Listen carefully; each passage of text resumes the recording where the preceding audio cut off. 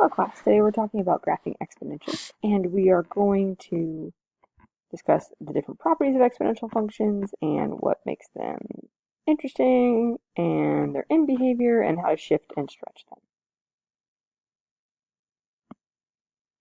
So first, an exponential function is any equation that has like an x in the power spot or a variable in the power spot. So like y equals x squared or y equals 1/2 x. We also need to be aware that an exponential function has a horizontal asymptote.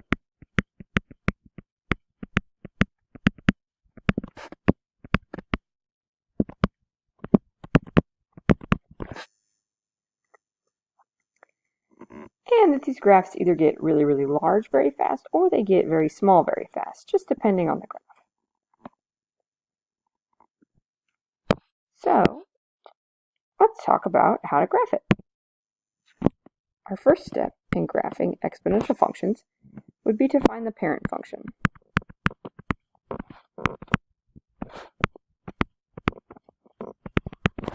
Now, unlike other graphs, the parent function for each exponential graph is actually different. It all is dependent upon the base of the exponent.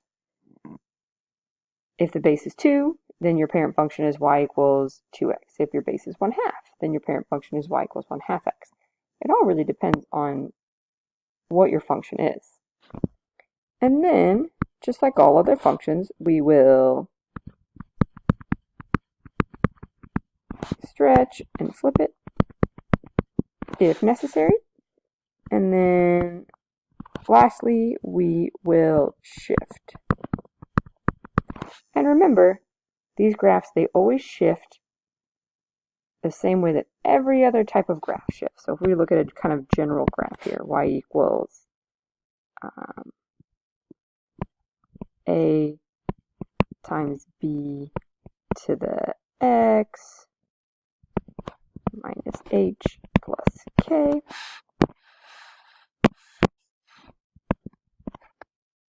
Just like before, this is your up and down shift, or your vertical. This is your left or right shift, and we always are doing the opposite of the sign. And then this is a vertical stretch, so you'll multiply this number to the y's. And also, I should probably squeak in here that you can also have a vertical shift. We'll call this C. And just like with other graphs, you'll multiply 1 over C to the x's.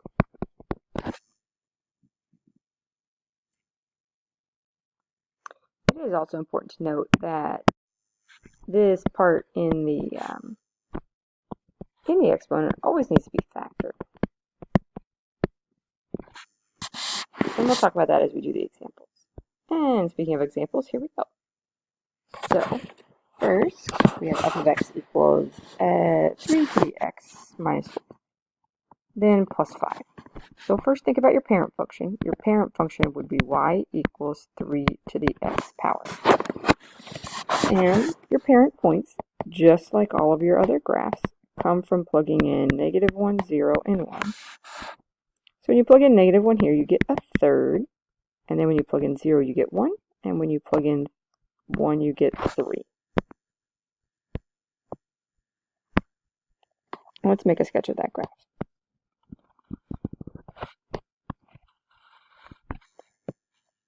So -1, a third, that's approximately right there. And then 0, 1. Then 1, 1, 2, 3. Now, it is important to pay attention to the fact that you do have an asymptote. Your asymptote always starts off on the x-axis. And it can shift if you have a vertical shift. And that's because as you create more and more negative powers, your number gets smaller and smaller and smaller, but it doesn't actually get to 0. Now let's talk about the shifts. This one doesn't have any stretching because there's no multiplication. So this tells me that I am shifting the opposite of this. So I'm shifting to the right 4, and then I'm shifting up 5.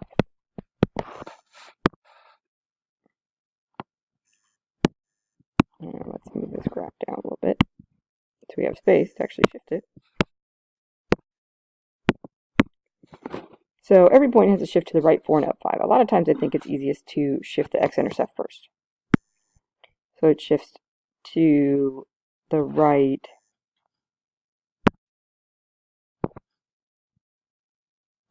4. So 1, 2, 3, 4, and then up 1, 2, 3, 4, 5. And then this next point shifts to the right 4 also, and then shifts up 1, 2, 3, 4, 5. This asymptote, I guess technically does shift to the right 4, but it shifts up 5 as well. So 1, 2, 3, 4, 5.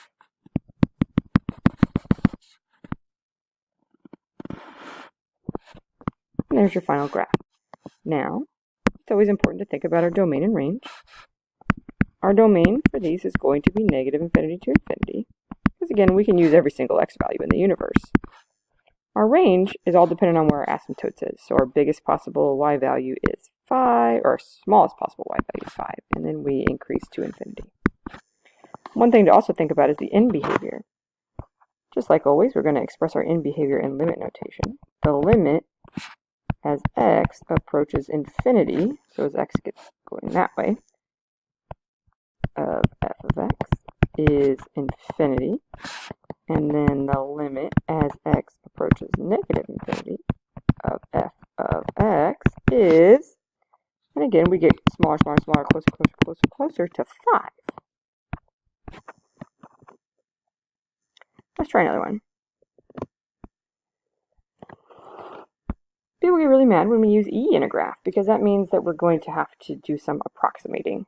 Because, again, e is an irrational number, kind of like pi, where it just kind of goes on forever. So e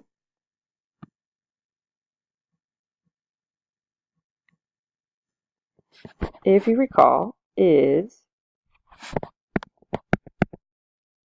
2.718.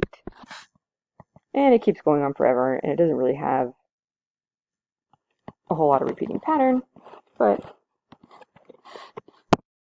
that's what we use for e. So this is going to be a big approximation graph. So our parent function is y equals e to the x. So when you're doing your parent points, you have negative 1, 0, and 1. So I honestly wouldn't even write the decimal for 1 over e. I would just write 1 over e. And then e to the 0 power is always 1. And then e to the first is 2.718. So we're just going a little bit more than 2. I guess a little bit more than 2.5 technically. And then, so 1 over e, 1 over 2, 1 over 3, pretty close to a third. So right about there. And here, and then 1, 2, a little bit more than half. And here's our graph. And again, we have our asymptote. Now, the only shift here is this negative. So this negative number is getting multiplied by every single y value. So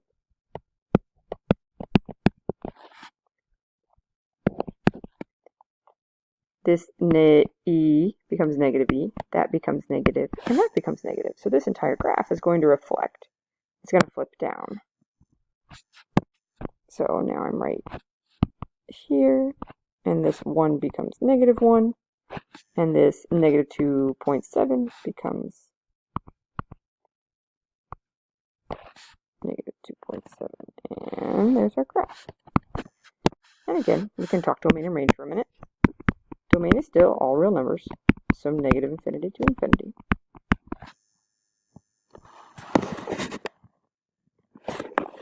And then range, this time, our smallest possible y value is infinity. It keeps going, it's down forever. But then our biggest possible y value is just 0. And then our end behavior and limit notation. The limit as x approaches positive infinity, this way, is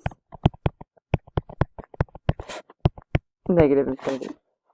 And the limit as x approaches negative infinity of f of x is, following your graph, you're getting closer and closer and closer to 0.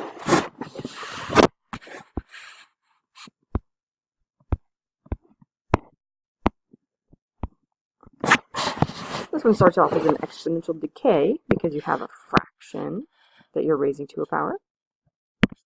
So your parent function this time is y equals 1/2 x to the x power.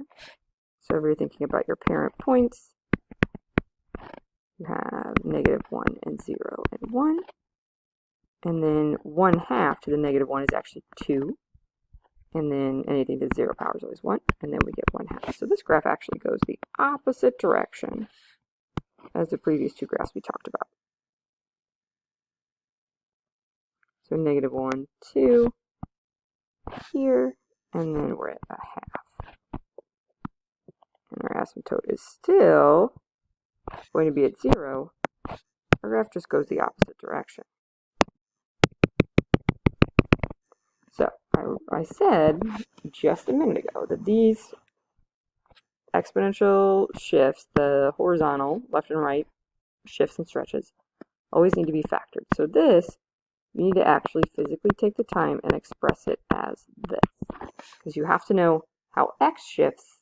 This is how -x shifts. So this is a two-step process. We are going to go to the left 3. And we're also going to multiply all the x's by -1. Now technically we are multiplying all the x's by 1/-1, but that's just -1. So these get multiplied by -1. So that becomes positive, 0 stays 0, and that becomes a negative. So my graph, amusingly enough, ends up flipping direction. -1, 1/2, 0, 1, and then 1, 2. It ends up flipping on the y-axis, thus making it increasing. It's always interesting how that works out. And then this graph is shifting to the left 3. So I'm taking my green graph and moving it 3 spots. 1, 2, 3. 1, 2, 3. And then 1, 2, 3. So the purple graph here is my final graph. My asymptote technically shifts to the left 3 as well. Oops, I shifted it to the right 3.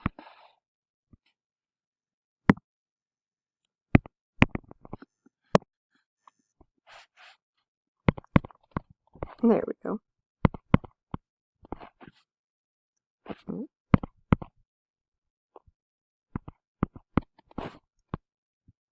That's a little better.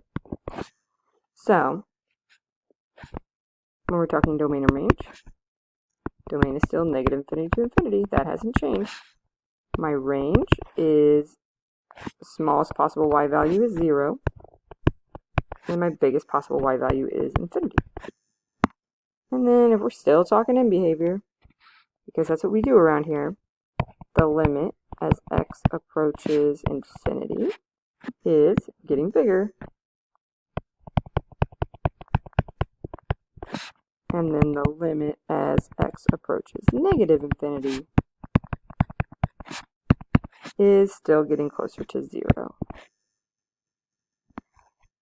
And let's do one more for good measure if we can squeeze it in here. So, we still have an exponential graph. This time we still have a decay. This time we're 1/3. So our parent points here are going to be x, y, and -1, 0, 1. 1/3 to the -1 is 3, and then 1, and then 1/3. So again, this graph is going to appear to look rather similar to the previous one. 1, 2, 3, 1, and 1/3. So we're here. And the important thing here to note is that the multiplier is 1/2. So whenever the multiplier is 1/2, you have to multiply by 1/1/2, or you have to multiply all the x's by 2. This is going to be 2, -2, and this is going to be 0 and 2. So it's actually going to flip direction here. Or it's actually going to stay the same. It's just going to stretch and be a little